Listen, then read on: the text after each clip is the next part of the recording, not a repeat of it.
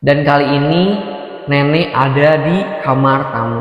Dia duduk di kursi, senyumnya lebar banget, tapi matanya kosong.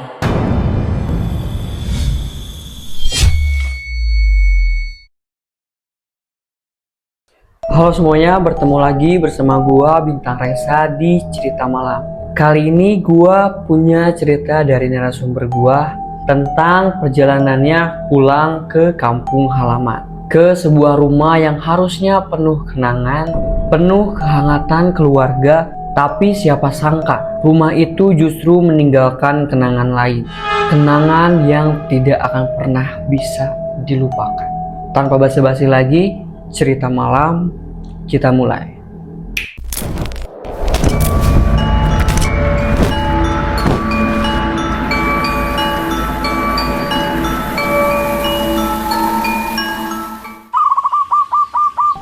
Mas, orang tua saya sudah lama meninggal.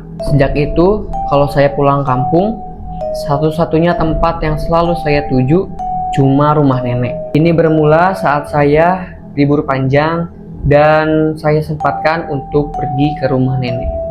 Perjalanannya jauh banget, jalan tanah, kanan kiri hutan, sepi. Tapi begitu sampai, saya lega karena nenek berdiri di depan rumah, senyum, lalu bilang, "Kamu akhirnya pulang juga, nak." Dia nyuruh saya masuk. Rumah itu hangat, bau kayunya khas banget, sama persis kayak dulu. Setelah itu nenek kasih aku teh hangat.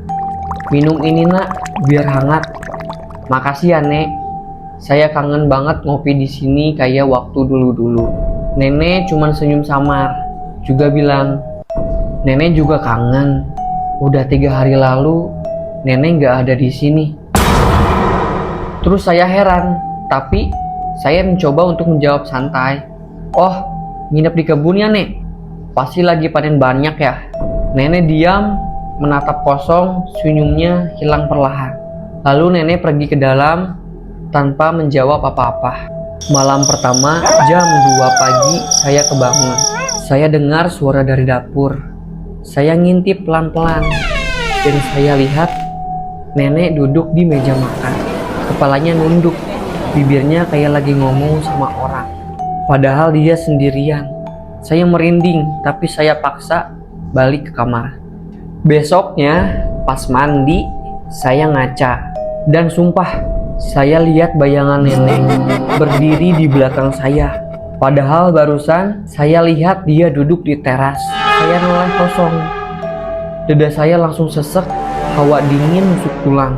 Jadi waktu dia ngaca, dia melihat sosok nenek di cermin nih, cermin. Terus di belakangnya tuh emang kelihatan ada neneknya. Malam ketiga, jam 2 pagi. Dan kali ini nenek ada di kamar tamu. Dia duduk di kursi, senyumnya lebar banget, tapi matanya kosong. Pelan-pelan dia bilang, "Malam di sini nggak selalu sepi kan?" Saya kaku, badan saya nggak bisa digerakin, jantung saya kayak berhenti. Jadi pas si nenek itu ngomong, si narasumbernya ini dia langsung diem, nggak bisa berkata apa-apa. Paginya ada tetangga datang. Dia lihat saya, langsung kaget. Terus dia nanya, "Kapan datang?" "3 hari yang lalu, Pak." Si bapak ini wajahnya langsung pucat. Terus dia bilang, "Nak, nenekmu udah meninggal 3 bulan lalu. Rumah ini kosong.